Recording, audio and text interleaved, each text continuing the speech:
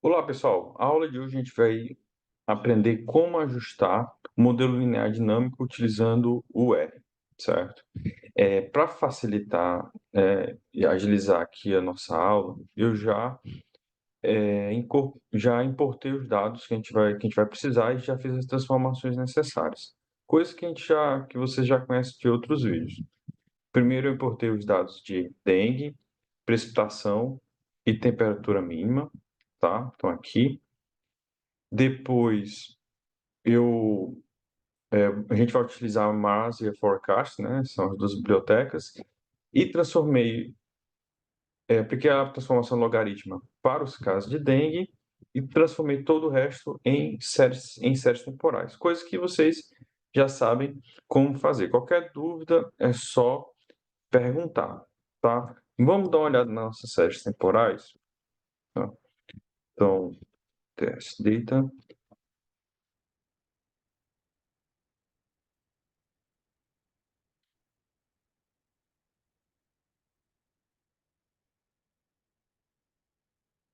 É um pouquinho lento, finalmente deu certo.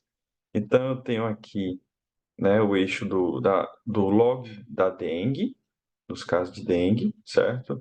Da precipitação e da temperatura mínima, tá? Vamos agora pegar a nossa série e separar em treinamento e validação, tá? Treinamento e validação. O nosso foco hoje, eu vou ensinar para vocês como se ajusta um modelo linear dinâmico, utilizando esses dados como exemplo, nós nos concentraremos na série de treinamento que a gente vai gerar aqui. Mas vamos dividir mesmo assim tudo direitinho, porque nas próximas aulas eu vou ensinar para vocês como realizar a previsão, certo? Então, treinamento, teste, que é a nossa, então, aqui é a nossa validação, eu vou fazer aqui, mas não vou usar na aula de hoje essa série, só na próxima, tá bom?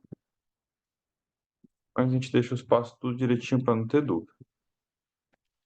Nós vamos utilizar três séries. A variável alvo é a dengue, os casos de dengue, né, transformado, né, apliquei o log. E as preditoras é precipitação e temperatura mínima, tá? Então, o meu M, que é a quantidade de séries que eu vou utilizar no meu modelo, é 3, certo? M. Isso é importante. M igual a 3. E o primeiro modelo que a gente vai definir vai ser o modelo de estado ou modelo de processo, certo? Que eu expliquei todas as aulas e na aula passada eu dei um foco maior porque a gente estava falando de modelo linear dinâmico, tá? Então, na equação de processo ou equação ou modelo de estado, certo? Eu vou definir o B, tá? Isso já foi mostrado para vocês na aula passada. Essa aqui é uma aula mais prática. Qualquer dúvida, pega a nota de aula da aula passada, coloca aqui na frente de vocês, ou da aula, ou dessa aula, que eu fiz questão de colocar o modelo de estado, o modelo de processo também copiado, para a gente entender o que eu estou digitando, certo? No final vai ficar mais claro. Então, diagonal de B vai receber C, que é na verdade, vai receber B1, B2 e B3, certo? B1, B2 e B3, tá? Ok. Tudo isso eu vou determinar no ajuste, certo? Tudo isso eu vou determinar no ajuste. O, o U vai ser zero, né? Vai ser zero. O U vai ser zero, certo? Então, vai ser matrix e a gente sabe que é zero da aula passada. Na aula passada, a gente sabe que é zero, tá? Então, n row, tá? Igual a m, certo? Que são são três variáveis, n colo igual a um, certo? Tudo zero, certo? Tudo zero. E o que, professor? O que vai ser justamente a variância, né, do componente aleatório do modelo de estado, ele inicialmente é zero. Inicialmente a gente vai dizer que é zero, mas depois ele pode assumir outros valores, certo? Vai assumir outros valores, tá? Durante o ajuste, certo? Então, matrix list zero, tá? M por M, M por M, certo? E o meu interesse, na verdade, bom, a inicialização eu vou falar mais na frente, eu não vou inicializar agora, só mais na frente porque eu aproveito e inicializo todo mundo, certo? O que eu tenho que determinar, assim como os Bs, que eu vou determinar, B1, B2, B3, eu vou determinar também no meu ajuste a diagonal Q, certo? Então fica Q1, Q2 e Q3, tá? Pronto. Já tenho o meu modelo de estado, certo? Ou de processo. Já tenho. E agora eu vou definir o meu modelo de observação, certo? Observação, tá bom? De observação. Então, agora eu vou para a observação. Z, certo? Vai ser array, que é um vetor, NA. Depois eu vou preencher cada Z desse que eu estou criando, certo? Por enquanto, NA de C, 1, M, e o comprimento dele vai ser justamente do meu, do meu treinamento, do meu vetor treinamento, tá? Pronto, tá? Ok, já apareceu meu Z aqui, certo? Agora vamos preencher cada um deles, certo? Cada um deles. O primeiro vai ser, do Z, vai ser o coeficiente,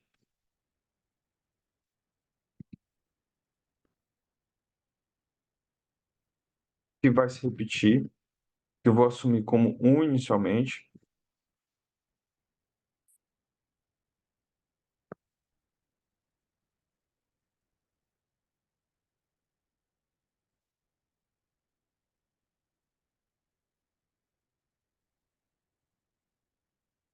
tá?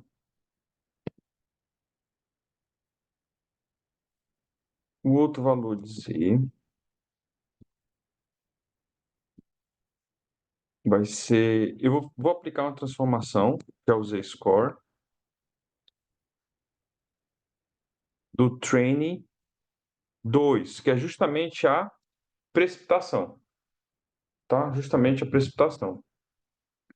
E vou aplicar o Z-score também para a temperatura mínima, certo? O A vai ser zero, certo? Que a gente sabe da aula passada que vai ser zero.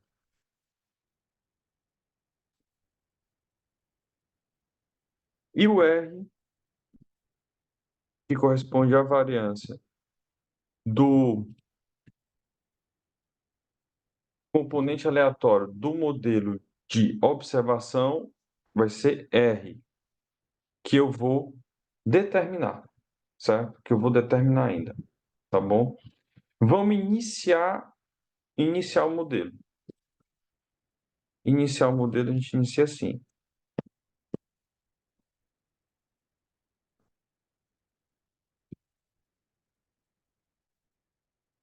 X zero,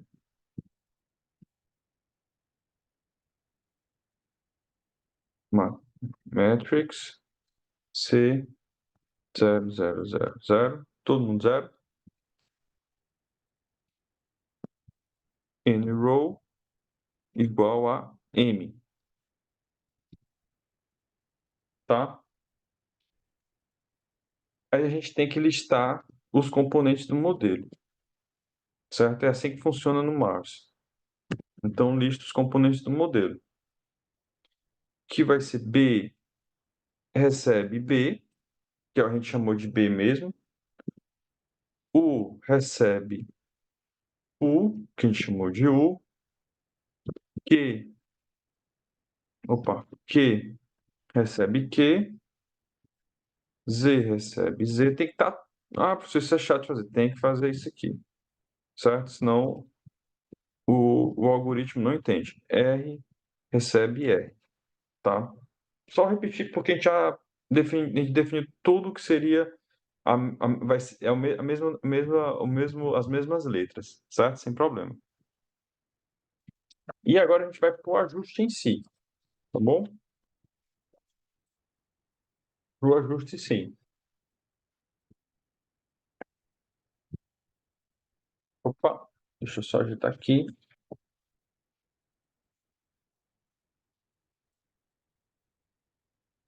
Rapidinho. Pronto, tudo pronto. Então, Dynamic Linear Model vai ser Mars,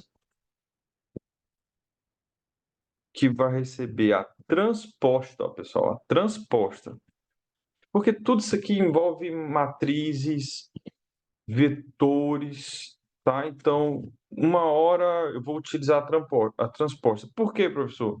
Porque é como o algoritmo foi escrito. Não fui eu que construí o algoritmo, certo? Eu estou ensinando a vocês como utilizá-lo, tá? Então, tem que fazer a transposta. Do quê? Do meu log da dengue. Como eu apliquei o z-score para a precipitação e temperatura mínima, eu vou aplicar o z-score para o log da dengue também. Então, fica transposta z-score, tá? Training 1, certo? Training 1, tá bom? Então, isso tá ok. Então, score training 1, pronto, é bem aqui. Isso. Condições iniciais dos meus parâmetros, né? As condições iniciais dos meus parâmetros. Eu fiz já lá em cima, que eu estou dizendo que é tudo zero, né? Tudo zero, tá?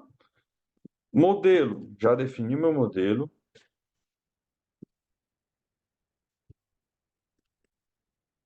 Já defini meu modelo. Control, list, que aqui é o máximo de interações, certo? Senão ele para. Vamos colocar 1000, tá? Por exemplo. E o método numérico, eu vou utilizar o BFGS, certo? Isso aqui eu já testei, pessoal. Já testei e esse foi a melhor opção, tá? Então, agora eu vou rodar. Demora um pouquinho. A gente aguarda um pouco.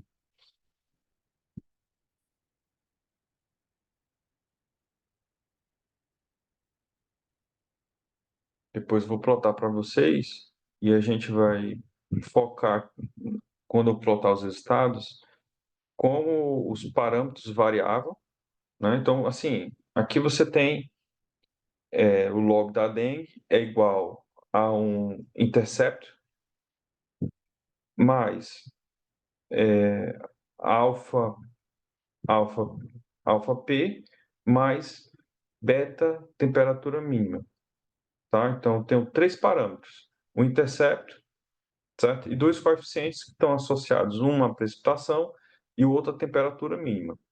Uma regressão de séries temporais, ia determinar um valor ótimo desses três parâmetros, considerando a série como um todo, certo? Como a gente está ajustando o modelo linear dinâmico, o que é que vai acontecer?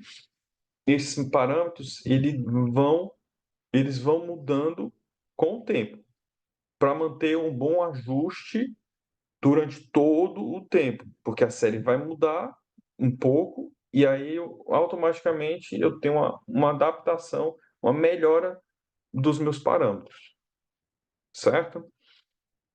Então, essas, tudo isso aqui é muito parecido com o que a gente já discutiu nos vídeos anteriores sobre o modelo de espaço de estado. Não vou entrar nisso agora, certo? Porque a gente já conversou bastante sobre isso. Eu quero ganhar tempo e falar sobre o que importa para a gente aqui, tá? Eu vou plotar os resultados do meu modelo linear dinâmico.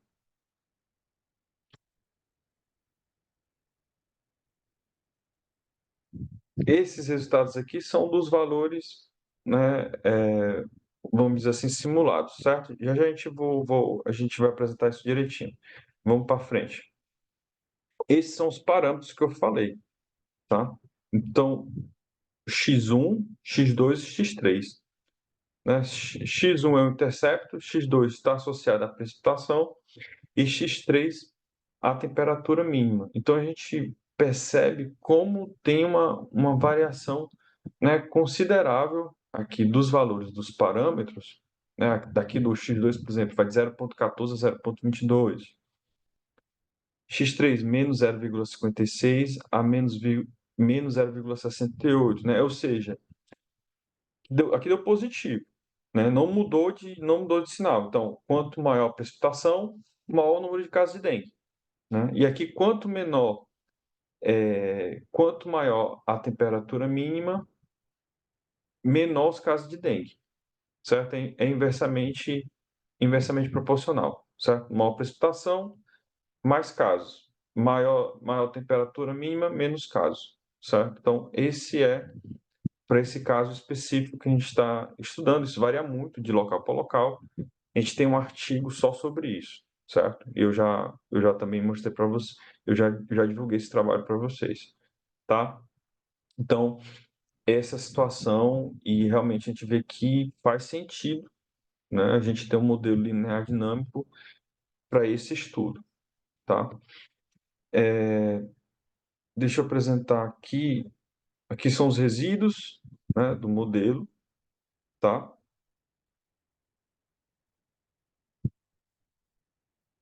E aí,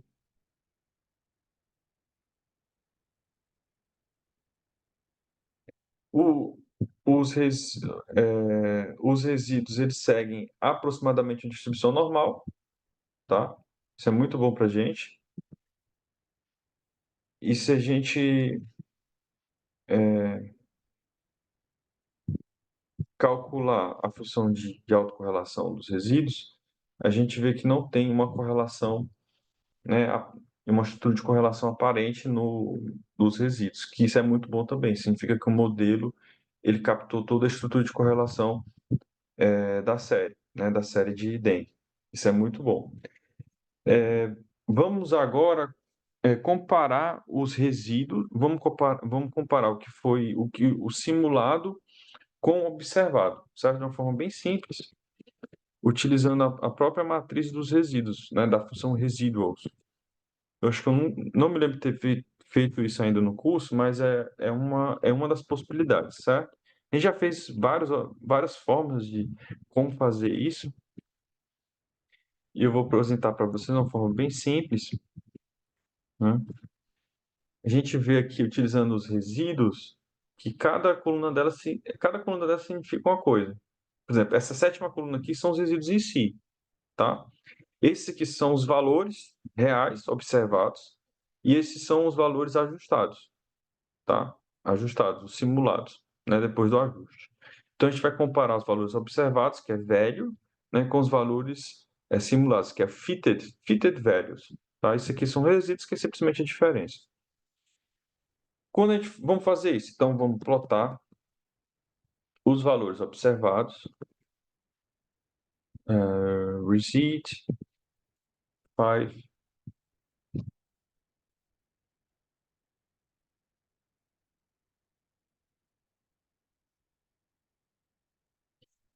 Então, esses são os valores observados, certo? Da dengue. Aqui tem os valores negativos porque eu apliquei o Z-score, tá? O Z-score, para quem não sabe, eu diminuo a média e divido pelo desvio padrão, certo? Por isso que esse tem valores negativos também. Então, RESEED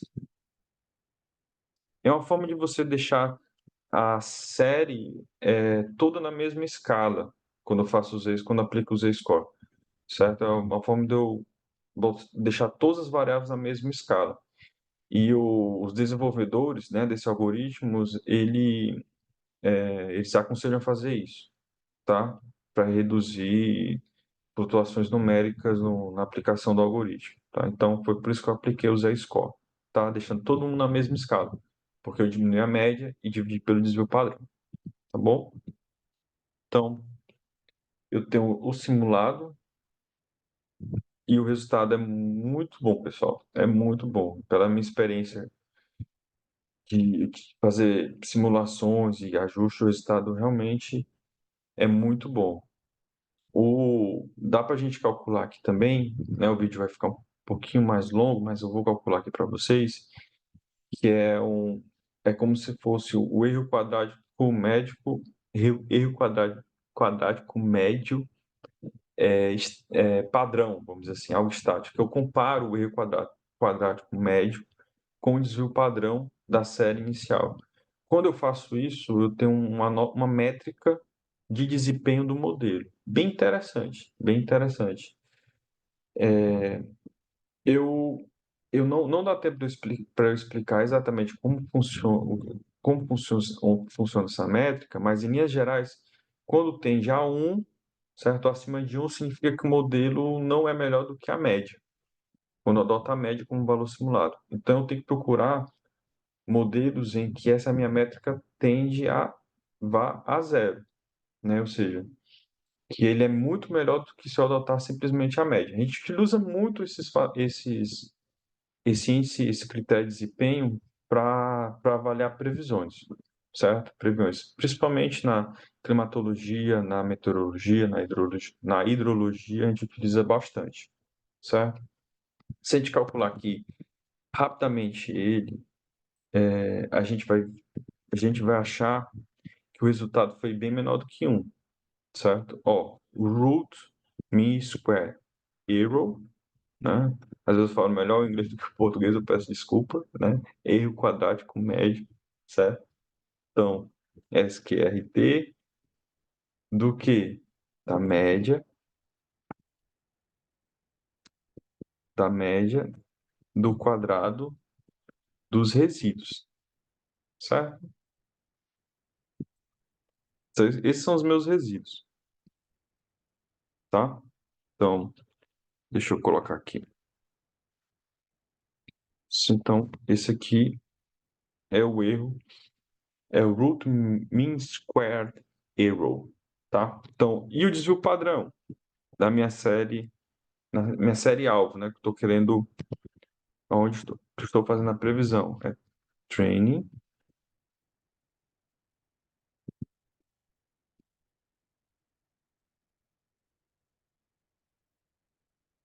desvio padrão aqui. Bem que como a série tá transformada, o desvio padrão é igual a 1, né? Nem precisa calcular, não. Olha só, o SDO é igual a 1, porque eu estou comparando com a série transformada. Quando eu faço é interessante, quando eu faço o Z-score, certo? A média da série, depois que eu aplicar o Z-score, a média fica zero, certo? E o desvio padrão fica 1. Fica 1. Então, eu nem preciso calcular aqui, porque vai ser 1, certo? Então, SRMSE, tá? Que é esse root mean square erro em relação ao desvio padrão, vai ser o root mean square erro dividido pelo STO. Vou deixar assim mesmo sendo 1, porque generaliza para as outras aplicações que vocês queiram fazer. Então, vai ser quanto? Vai ser justamente o 0,45. 0,45. No nosso artigo, no nosso trabalho com regressão de séries temporais, nesse mesmo problema, utilizando regressão de séries temporais, deu 0,60. Ou seja, quando eu introduzi a dinâmica dos parâmetros, o modelo melhorou de 0,60 para 0,45. Mas o que significa isso, professor?